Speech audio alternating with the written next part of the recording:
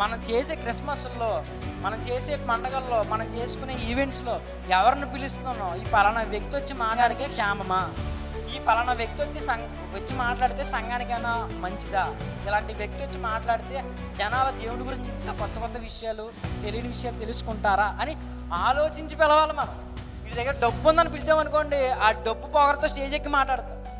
వీడు రాజకీయ నాయకుడు అనుకోండి, వీడి ఓట్ల కోసం మాట్లాడతాం. వీడేదో సామాజికవేత్త అనుకోండి, వేరే సోది కబుర్లు చెప్తాడు, దేవుడి గురించి మాట్లాడతాం. వాళ్ళ గురించి వాళ్ళకి మాట్లాడుకునే వ్యక్తులు మనకొద్దు. అర్థమవుతుందండి? ఎవరు కావాలి మనకి? ప్రభు గురించి మాట్లాడే వ్యక్తులు కావాలి మనకి. వాళ్ళ గురించి వాళ్ళ మాట్లాడుకునే వ్యక్తులు మనకొద్దు. అలాంటి వాళ్ళు మన క్రిస్మస్లకు వద్దు, అలాంటి వాళ్ళు మన సంఘానికి వద్దు, అలాంటి వాళ్ళు మన స్టేజ్ల మీద ఎక్కకూడదు. వాళ్ళ గురించి వాళ్ళ మాట్లాడుకునే వాళ్ళు మనకొద్దు. మనకు ఎవరు కావాలంటే ప్రభువుని పరిచయం చేసే వ్యక్తులు కావాలి మనకి, ప్రభువుకి మహిమ చెల్లించే వ్యక్తులు కావాలి మనకి. అలాంటి వాళ్ళు మనకి కావాలి. అర్థమవుతుంది? అలాంటి వాళ్ళు మన మధ్యకి వస్తే మన సంఘానికి